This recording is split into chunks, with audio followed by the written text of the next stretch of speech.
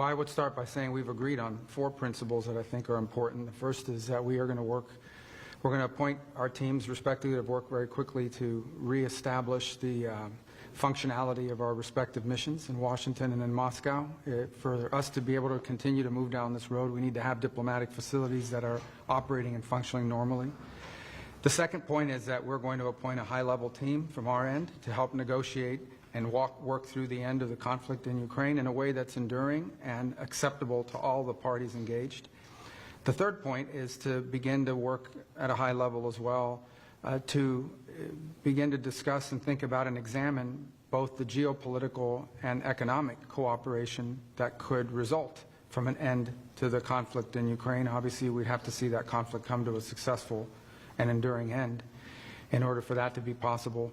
And the last thing we agreed to is that while our teams are going to be working on all of this, the 4 of us who were here today, the 5 of us that were here today, are going to remain engaged in this process to make sure that it's moving along in a productive way. What does an enduring and successful end look like? Did you present any proposals to the Russians today? Well, there's some underlying principles. This needs to be a permanent end to the war. And not a temporary end as we've seen in the past. We know just the practical reality is that there is going to be some discussion of territory and there's going to be discussion of security guarantees. Those are just fundamental basics that will undergird and underlie any type of discussion. But I think the most important part is the President has stated his desire, his determination to end this war, to end the killing that is going on, the death and destruction that is happening as this war, goes on and on, month after month after month, in the killing fields of eastern and southern Ukraine is unacceptable. It is not in the interest of either country. It's not in the interest of the world, and certainly not in the interest of the United States and Europe.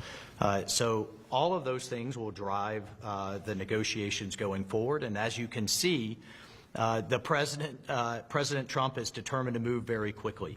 We just had a head of state phone call, the first in years, and here we are less than a week later at the highest level of the U.S. and Russian government, and we expect to continue to drive that pace to not end end the war, but then to unlock what could be very productive and stabilizing relationships going forward. You mentioned territory. Is it acceptable to the U.S. for Russia to retain any territory that is annexed since the beginning of the war in February 2022? Well, I think those are things that those are to be discussed.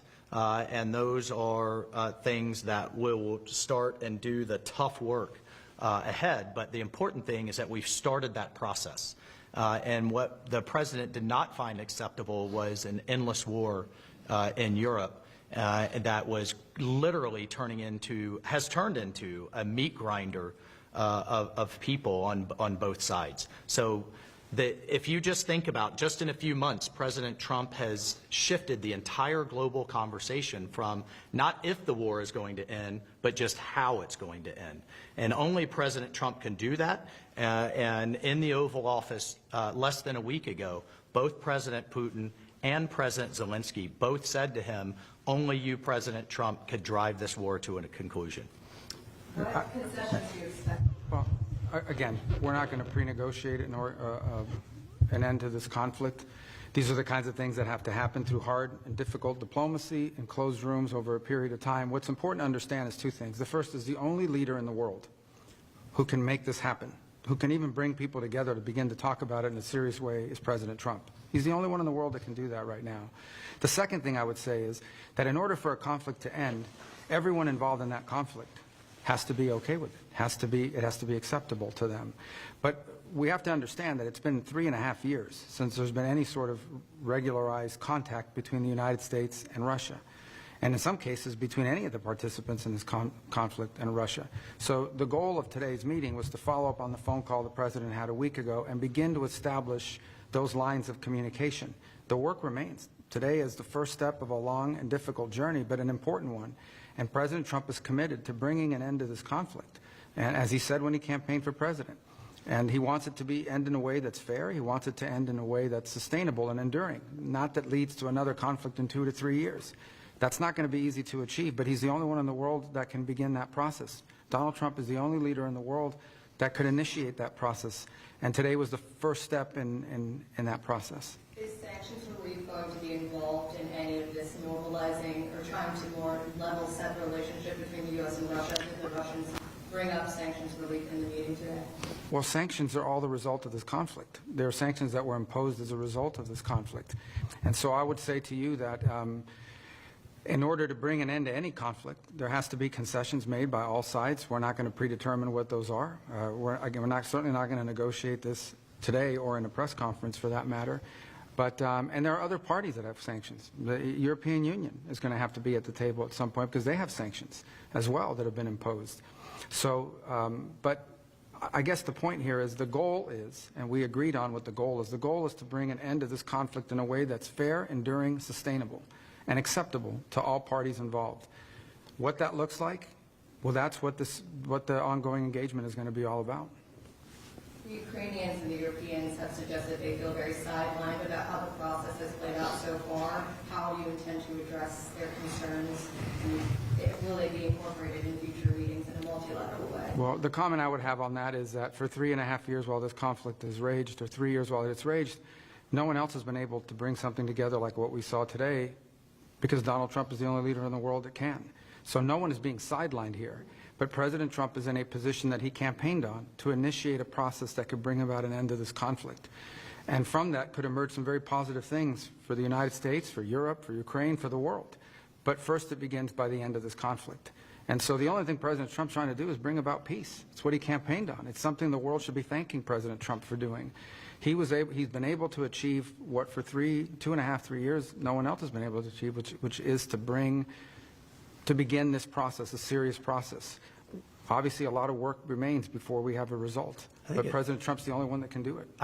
Look, it's common sense. If you're going to bring both sides together, you have to talk to both sides. And we'll continue to remind everyone, literally within minutes of President Trump hanging up with President Putin, he called and spoke with President Zelensky. So shuttle diplomacy has happened throughout history. It's happened all over the world. We are absolutely talking to both sides. The Secretary of State just met with President Zelensky days ago, along with the Vice President, 7 cabinet members in Europe at the same time, really showing the importance of engaging our allies.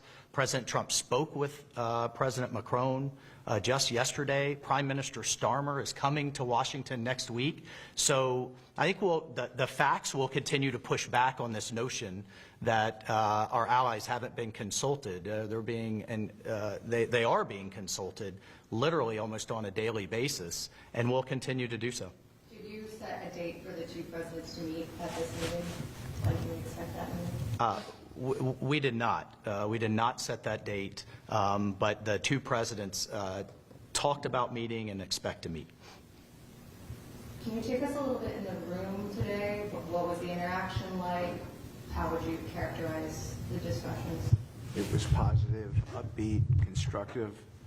Everybody there to get to the right outcome, solution-based. We discussed it afterwards. We couldn't have imagined a better result after this session. It was very, very solid. Will you be traveling to Russia again, Mr. Whitcomb? I'm not sure, but we'll make that determination in the next couple of weeks.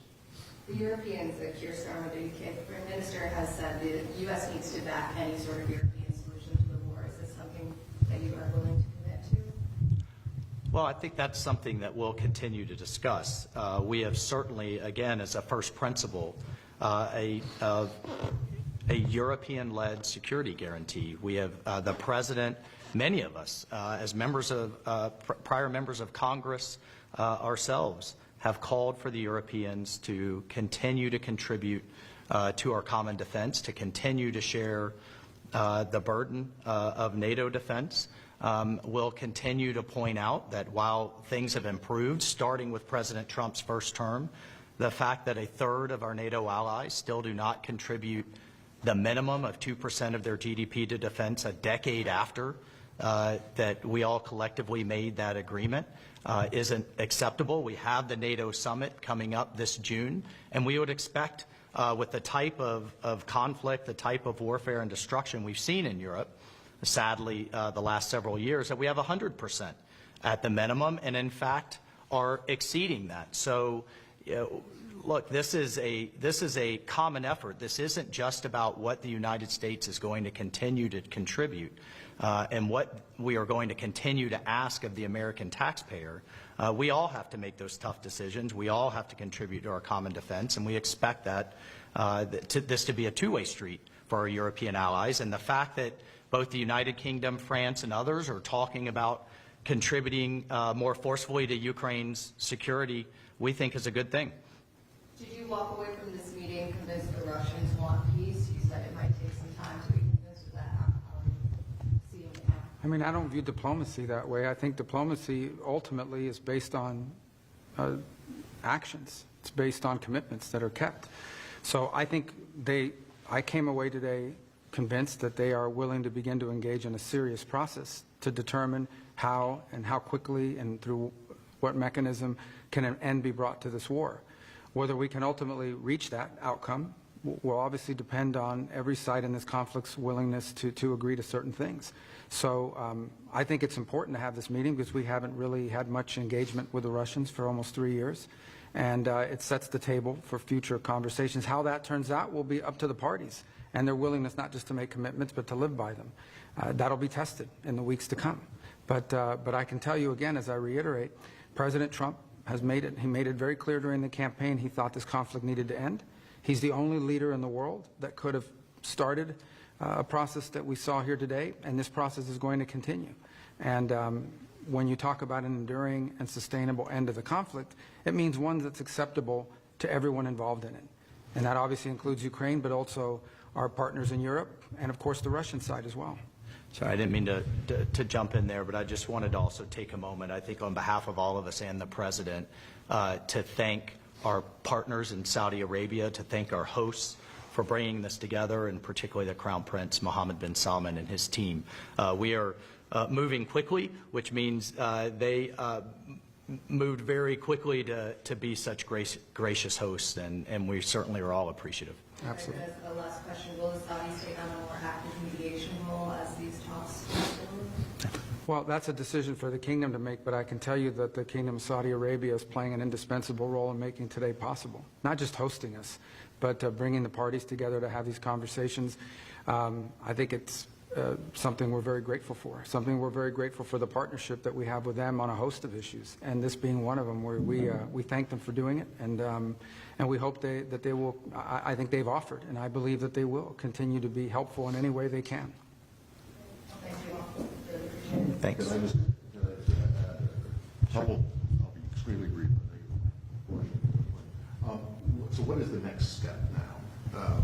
The high-level team you mentioned is number 2 or number 3. Yeah, so let me walk you through the next step is multi-track. The first next step is working through our respective teams at the diplomatic side just to ensure that our diplomatic missions can function. There's been a series of reciprocal actions taken over the last 10 years that have really diminished our ability to operate in Moscow, as an example, and they would argue their ability to operate in Washington. We're going to need to have vibrant diplomatic missions that are able to function normally in order to be able to continue these conduits.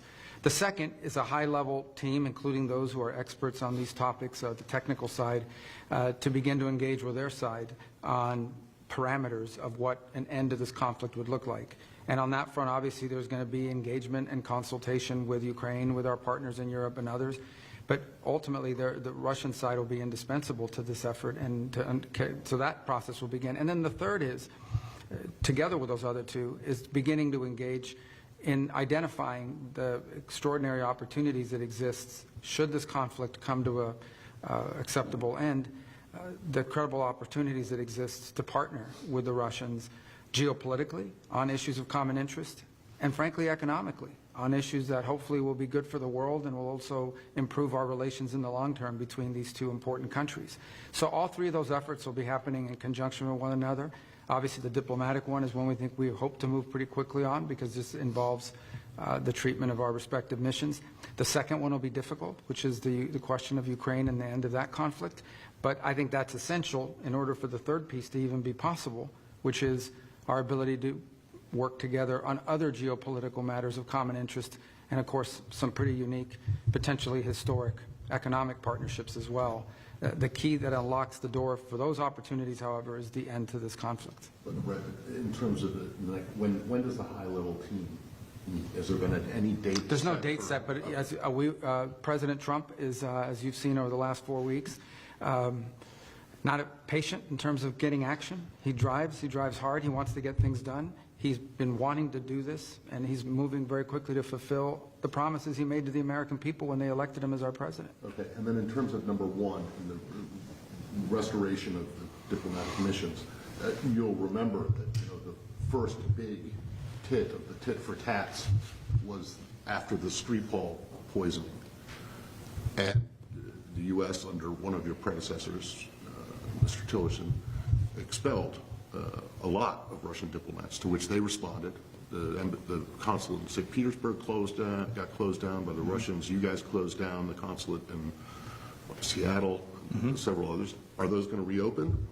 Well, that's what we're going to be talking about. And ultimately, again, I'm not going to negotiate or work on that in public. That's what these channels will be about. But ultimately, what the goal we need to have is we have to have some normalcy in our missions and in their ability to function. And the main embassies even. And in the main Just the embassies main in particular. embassies, regardless of the consulates. I mean, if our diplomatic channels are broken, it's going to be very difficult to consistently engage on a host of topics, including some unrelated irritants that could derail the broader talks on Ukraine. So there has to be some improvement in the way our missions are able to work and in the environment and space that they're given to operate in. So that's something we want to move on quickly, and it's important to set the table for the other two things that we want to do. But I think the key really in all of this is ultimately going to be whether an agreement can be reached with all parties involved on an acceptable resolution to the conflict in Ukraine.